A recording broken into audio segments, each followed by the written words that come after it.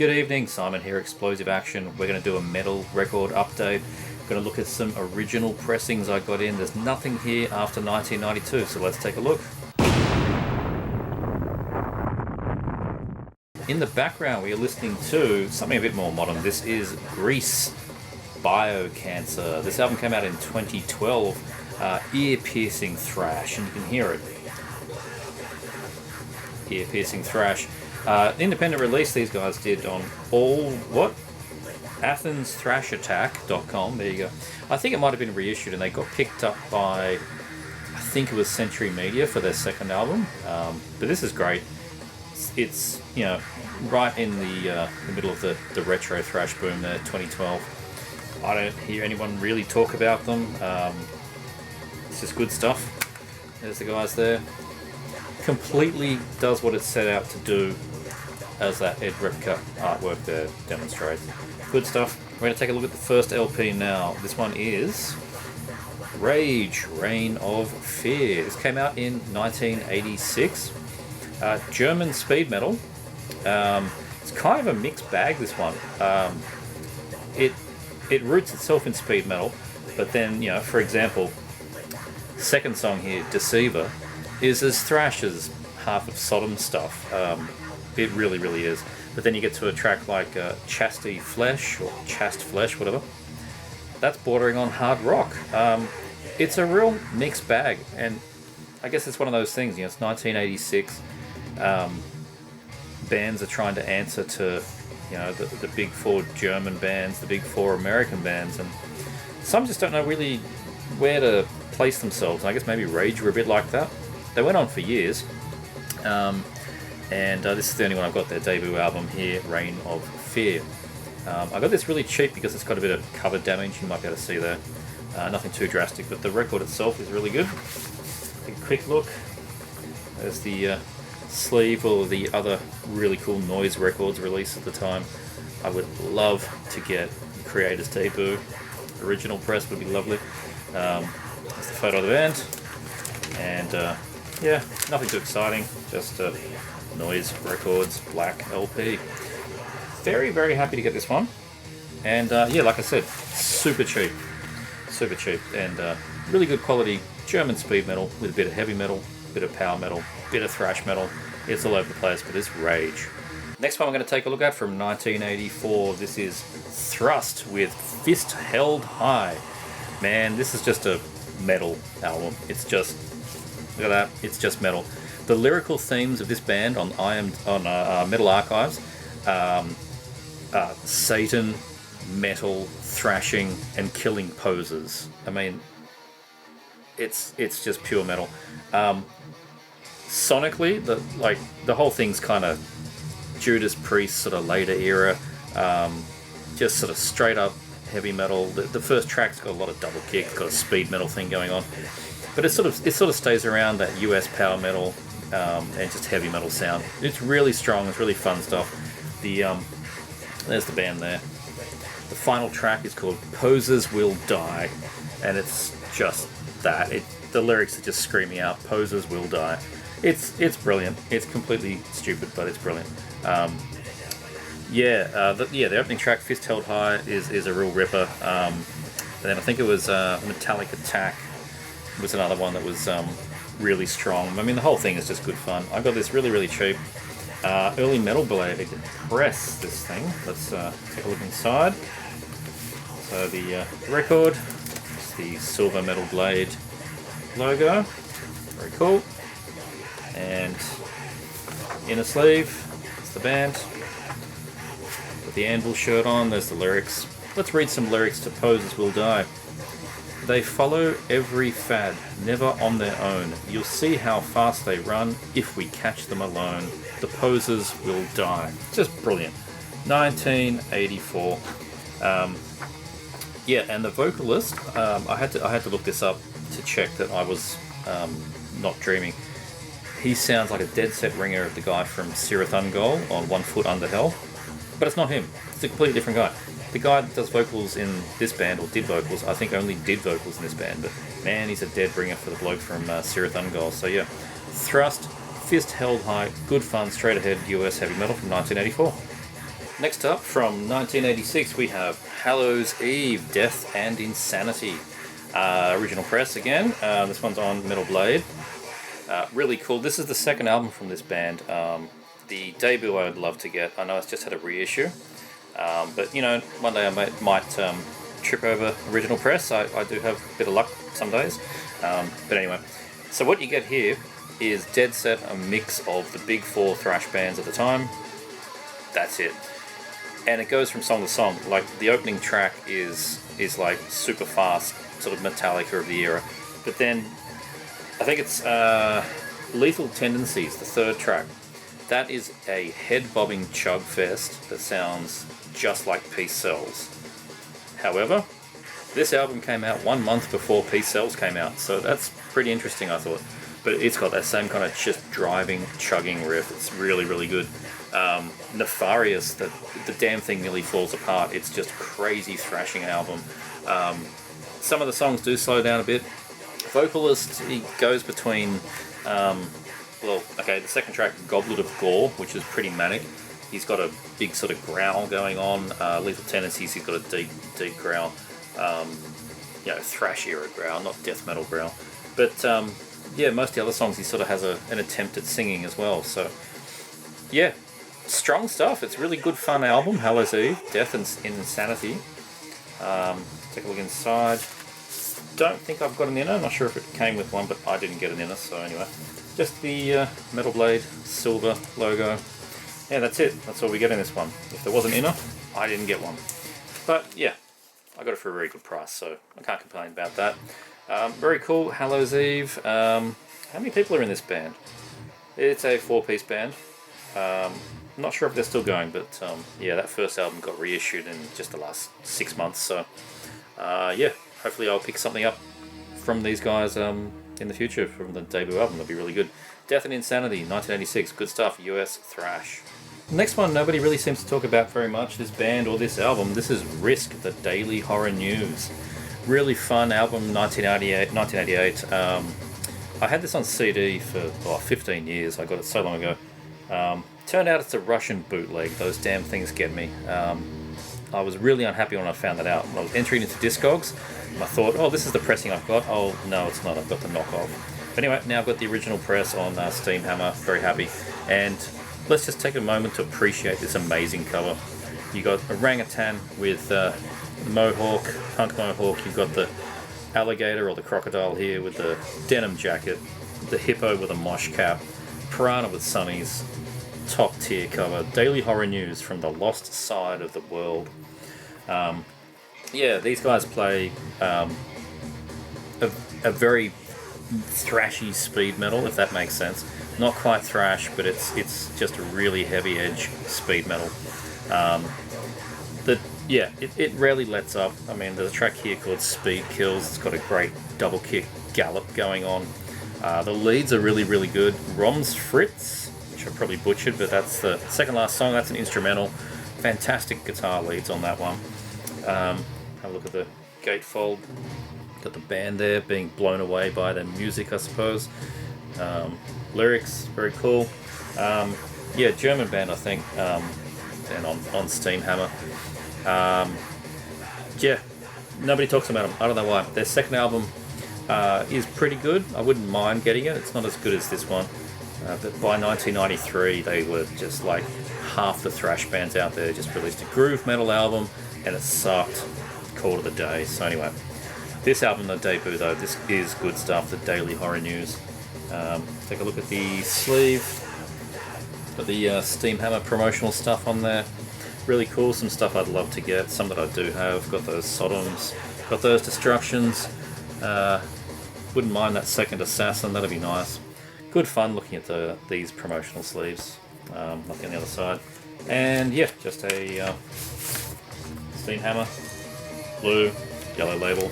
Nothing too exciting. But quite an underrated and I'm not going to get that in. Quite an underrated, underappreciated little speed metal, bordering on thrash metal classic. I think it's got some gang shouts and things in it. It's good fun. Risk, the Daily Horror News. If you've tried all the thrash bands from the 80s and you missed this one, give them a shot. Next one is a straight up heavy metal classic from 1983. This is Warlord, Deliver Us from Evil. And what a real shame. The guitarist William Samus died, I think, 9 days ago. Ridiculous timing for me to find this album, actually. Yeah, just good luck, I suppose. Well timed, but they're a great band. I only ever had a compilation LP which I picked up, which is fantastic and actually has 4 out of these 6 songs on it. I don't think it has Penny for a Poor Man, and one of the other ones doesn't have. Might be Black Mass. Anyway, this is a great, really, really great debut. It's technically an EP, but look, it runs the same length as Rain and Blood, so like it's an album, whatever. Fantastic art on this thing. These guys are a US band, but it's so new wave of British heavy metal in its sound that it's just ridiculous, and it's real epic, and the keyboards give it a real triumphant sound. Awesome vocals, clean vocals, very well sung. The opening track, Deliver Us from Evil, will get stuck in your head for days. It is the catchiest chorus I've heard in so long. Fantastic stuff. They did this EP, then they followed it with an album which was, I think, like a one-shot recorded live, and then some singles and things like that, but then nothing for 20 years, 30 years. I think it was like 2002 that they about 20 years that they came back and did stuff again. So 2 albums really. As the original, it's an early Metal Blade, but it's written as Battle Hymns Music. Anyway, it is a Metal Blade release. And we get a sleeve, which is upside down. Oh, got some Enigma things on here. They don't look very appetizing. Oh, what have we got on here? A blind man's penis. No, I won't be buying that one. Some lyrics, just for the main song, Deliver Us from Evil. So yeah, there you go. That's Warlord, Deliver Us from Evil. Deliver Us is the album name, the EP name. But yeah, received it at a very sour time with the guitarist passing. But I'm really happy to get this album to go along with the compilation I've got. Really fantastic stuff. I would like to check out that second album, which I said was recorded live. So yeah, maybe I'll get it one day. Warlord, Deliver Us. 1989, we have Forced Entry with Uncertain Future. More Ed Repka art on this one. I originally heard this band. It was recommended to me by Extra the Mutilator a while ago, and it didn't grab me, and I kind of forgot about it. The opportunity for this LP came up. I gave it a listen again. Not sure what I thought was wrong the first time. Possibly the vocals. It's kind of a poor man's James Hetfield, but I don't know. I don't know what I was thinking. This is really good. It's sort of progressive thrash. The bass is like quite prominent. Gets quite twangy. Lots of tempo changes. Goes from, like, when it's fast, it's in bursts rather than constantly fast. It sort of stays in chugging territory and being progressive.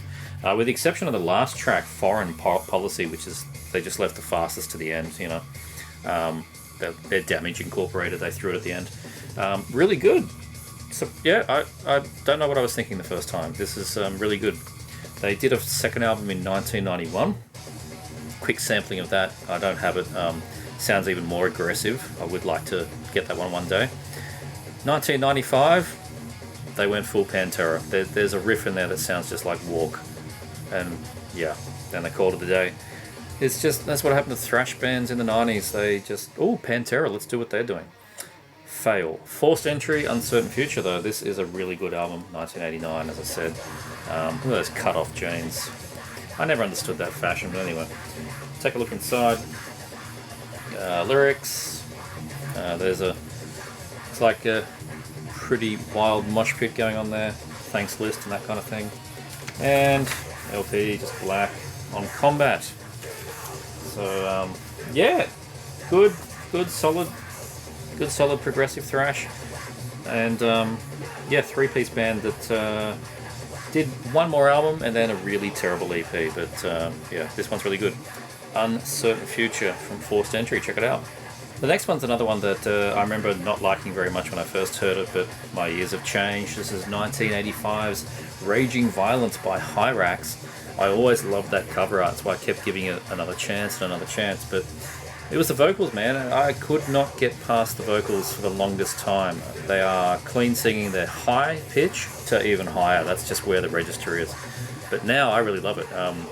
This whole album sounds like it's falling apart. There's one track that hits 3 minutes. Everything else is between 1 and 2, 2.5 at the most. It's ridiculous. 14 tracks, and it's just smashed out all the way through.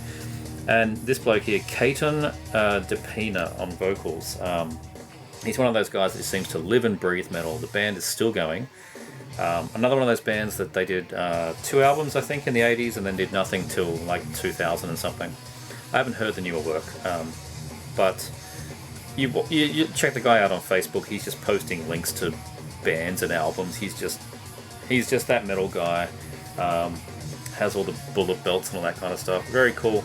There's not one song to really pull out. It's just the whole thing is just ripping fast thrash with clean vocals and really short songs. And I don't know why I didn't like it. I mean, I do know why, it was the vocals, but I guess I just had to get a bit older and appreciated it. Good stuff. There's the lyric in a sleeve. This thing's on Roadrunner. And yeah, Roadrunner Records, nothing too exciting. But yeah, I'm really glad that my ears became accustomed to this thing, because it is, oh god, re-sleeving on camera. Because it is just a ripper, and love that artwork. It's just fantastic. Just bang. It reminds me of like the Whiplash album cover. It's just crazy, slightly immature. Good stuff. Great band. Yeah, 1985. Very, very fast for the time, I think, too. So yeah, check it out. Hyrax for Raging Violence. The next one should need absolutely no introduction. I'm just stoked to get it. Sepultura, Schizophrenia. Wow. This thing got listed on Facebook last week. Just a local group. Some guy he put this copy up. I jumped on it without even thinking. It was the cheapest price I've seen this press go for a long time. This is the Shark Records press. From, when is this? 1987? I think it's 1987. My favourite Sepultura album, Schizophrenia. The thing is just crazy. It is completely evil. It's just so good. Unhinged, the whole thing. It's just amazing. But this Shark Records press is second only to the original Cogumelo. They both use the same master. Then after this release, this Shark Records was the last one you could get before Scott Burns, I think it was Scott Burns, remastered it. Anyway, once it got into Roadrunner's hands, they remastered it, and that's the thing that has been circulating for years. Nothing wrong with that, but this original audio, I think it's just better balanced, well balanced. It's just a heavier sound to it, without being sort of brick walled. That Morrison sound is, can be a bit renowned for that. But in here, it's just a fantastic, rough, early Brazilian craziness. Man, I listened to this album 200 times or something by now. Played it all through high school on the Roadrunner CD that I had, and yeah, very, very stoked to get as close to an original press as I'm likely to find. The Cogumelo of this thing, the gatefold, goes for stupid money, more than I'm willing to pay, and when you do find it, it's in Brazil and the condition is crap. So this Shark Records, one which is German press, is practically near mint, so yeah, I'm happy with that. Fantastic, love it. Schizophrenia, Sepultura, mandatory stuff. The last one I'm going to take a look at, the only death metal thing we're taking a look at today. This is pretty much one of my top grails. I saw this on Discogs in Australia, which is unheard of, and it was priced pretty well. I hit the seller up and asked him if we could do a better price, and we came to a gentleman's arrangement. Demigod, Slumber of Sullen Eyes, original Drowned pressing from 1992, Spain. Still can't believe I actually have this thing in my hands. This is probably my favorite Finnish death metal album from the classic era. Tied with Karelian Isthmus. It's really hard, but anyway, this thing is so crushing. If you must have heard Demigod. If you haven't, check it out. The kids, man, oh god, look at them. Look at the vocalist is so deep, but check him out. Babyface, they're all babyface. I think the oldest is 20 and the youngest is 17, I think. Yeah, completely amazing album, and Drowned pressing. I did have the reissue on Extreme, which is just Drowned reborn, basically. I mean, Drowned became Repulse, Repulse became Extreme. It's the same thing, it's the same everybody. But this thing sounds better. It just sounds better than that, way better. Yep. And the cover art. They redid the cover art in this orange horrible mess, and I can't stand it. So, very happy to have the original. No, was there an inner? I don't think there was an inner. Oh, there is an inner. I'll take that back. There's the band, black and white photo, lyrics, and yes, pull it out, the Drowned Productions label, and the song titles on that side. So yeah, I'm still pretty much in disbelief that I actually own this thing now. And I paid, look, I pushed the boat out a bit, but I still paid half of what any of the current ones on Discogs are asking. So that I'm happy about. And yeah, to find it in Australia, and the condition on this thing, it may not visually look near mint, but there's no clicks, there's no pops. This thing is crystal clear. So good. I'm so happy to have Slumber of Sullen Eyes by Demigod. And yeah, it's going to be pretty hard for me to top that one for a while. If I ever get Dismembers Like an Ever-Flowing Stream Nuclear Blast Press, that's the only thing that's going to top this. But anyway, that's my update this time. All classic OGs, nothing past 1992. Hope you enjoyed. If you like what you saw, please like, subscribe. Check out the other things in the little boxes there. Have a look at some of the metal stuff that I talk about. Hope you enjoyed. See you next time.